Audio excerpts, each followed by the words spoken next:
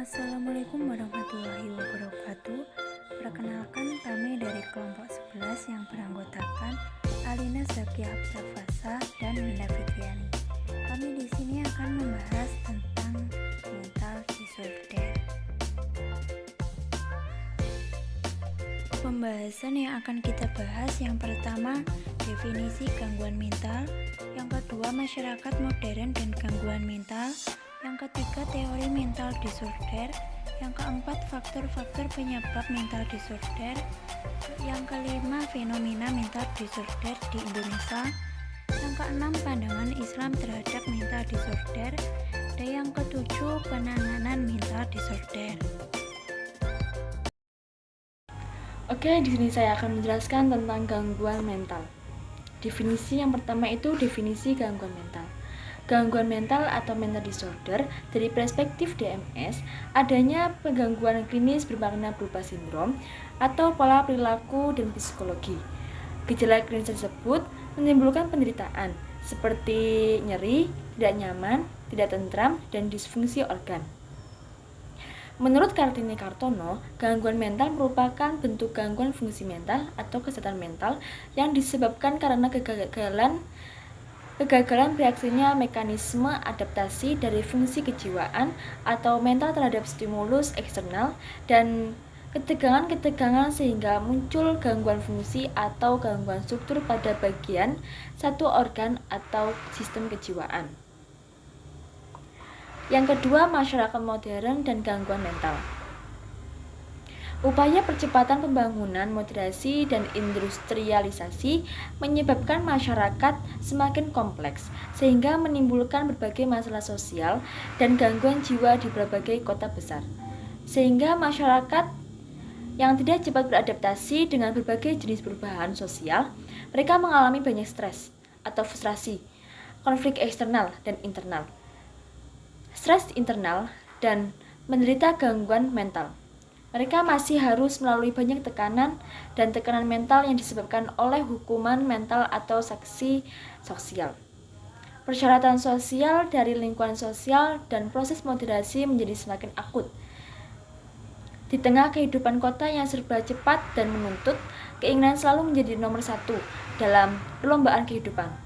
Lingkungan komparatif sering diwarnai oleh tindakan tidak wajar seperti kriminalitas, spekulasi, manipulasi, kelicikan, intrik atau kemunafikan, dan tekanan mental pada penduduk menjadikannya penyebab utama penyakit mental. Yang ketiga adalah teori mental disorder. Teori mental disorder itu ada 4. Yang pertama itu teori demonologis, yang kedua teori organis, yang ketiga teori intrapsikis, dan yang keempat ada teori psikoanalisa. Teori demonologis. Demonologi mengungkapkan bahwa gangguan jiwa disebabkan faktor supernatural seperti setan, roh jahat, atau merupakan hasil dari tindakan dukun jahat. Menurut Kartini Kartono, dalam teori demonologi ada 2 jenis gangguan jiwa. Yang pertama, psikosis jahat adalah gangguan jiwa yang dianggap berbahaya, mampu melukai dan membunuh orang lain. Yang kedua, gangguan mental jenis ini baik.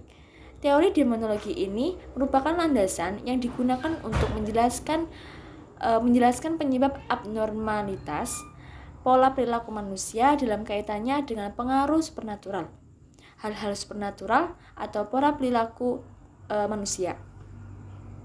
Teori organis. Teori ini berbeda dengan teori yang sebelumnya. Mengenai penyebab gangguan jiwa, menurut teori organik, penyebab spiritual gangguan adalah cedera atau gangguan jaringan otot biokimia otak pernah disebabkan oleh cacat genetik, disfungsi endokrin, infeksi, atau trauma. Yang ketiga, teori intrapsikis. Menurut teori intrapsikis, tempat dari psikopatologi atau gangguan jiwa yang ada dalam kepribadian seseorang sebagai bentuk pertama kesalahan kepribadian yang serius atau sebagai konflik yang menyusup tajam dan dalam kehidupan kejiwaan. Yang terakhir, teori psikoanalisa dan behaviorisme. Menurut teori psikoanalisa, sumber dari semua masalah psikologi terletak pada diri individu itu sendiri, yaitu berupa pertarungan pikiran, antara dorongan-dorongan infantil melawan pertimbangan yang matang dan rasional.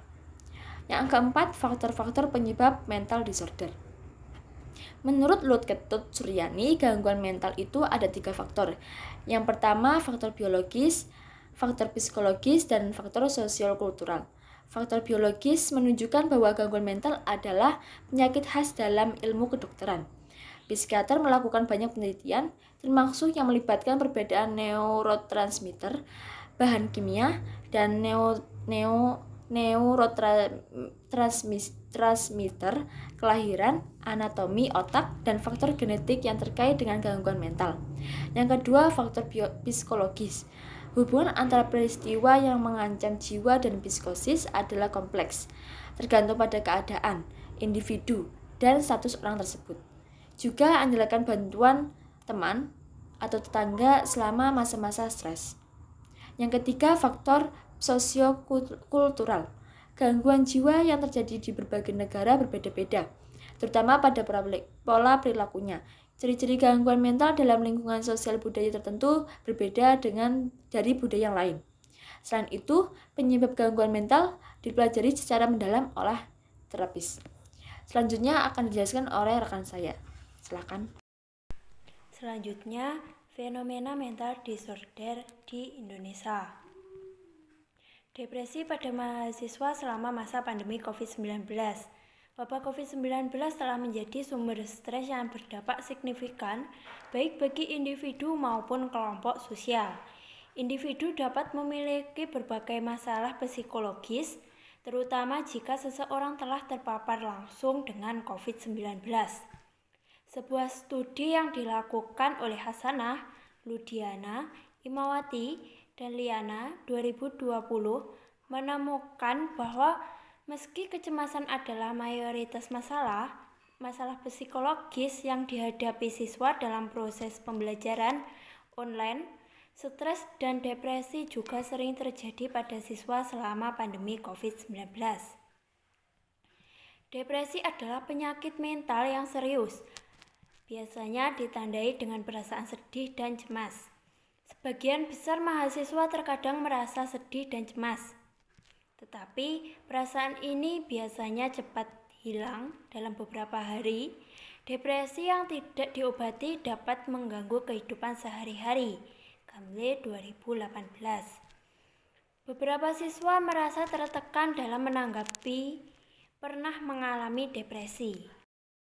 Selanjutnya, pandangan Islam terhadap mental disorder. Dalam ilmu psikologi dikenal istilah penyakit jiwa dan gangguan kejiwaan. Ada yang disebabkan oleh faktor neurologis, ada pula yang disebabkan oleh faktor psikis atau neurosis, psikosis, psikosomatik, dan depresi.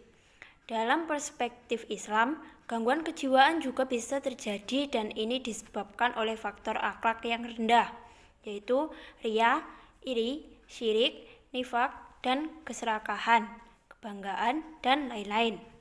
Dalam istilah agama, gangguan mental jarang disebut gangguan mental, tetapi lebih sering disebut penyakit hati atau fi qulubihim marad. Al-Quran menyebutkan penyakit hati atau fi qulubihim marad lebih dari 11 kali. Didefinisikan antara lain sebagai apa yang menyebabkan orang melampaui batas keseimbangan atau kewajaran sehingga mengakibatkan cacat fisik dan mental, bahkan ketidaksempurnaan dalam tindakannya. Selanjutnya, penanganan mental disorder. Beberapa pilihan pengobatan yang akan dilakukan dokter dalam menangani gangguan mental antara lain: A. Psikoterapi. Psikoterapi adalah terapi bicara yang menyediakan media yang aman bagi orang untuk mengekspresikan perasaan mereka dan mencari nasihat. B. Stimulasi otak. Stimulasi otak berupa terapi elektrokonvulsif, stimulasi magnetik transkranial, pengobatan eksperimental yang disebut stimulasi otak dalam, dan stimulasi saraf vagus. C. Pengobatan penyalahgunaan zat. Perawatan ini diberikan kepada orang-orang dengan penyakit mental yang disebabkan oleh kecanduan penyalahgunaan zat. Pencegahan gangguan mental.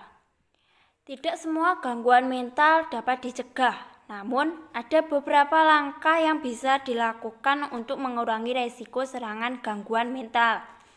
Jika Anda mengalami masalah, silakan bercerita dengan teman dan keluarga Anda. 2. Berolahraga secara teratur, makan dengan baik. 3.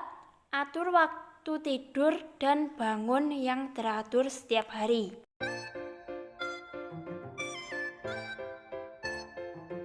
Sekian presentasi dari kelompok kami. Bila ada kurang lebihnya kami mohon maaf. Wassalamualaikum warahmatullahi wabarakatuh.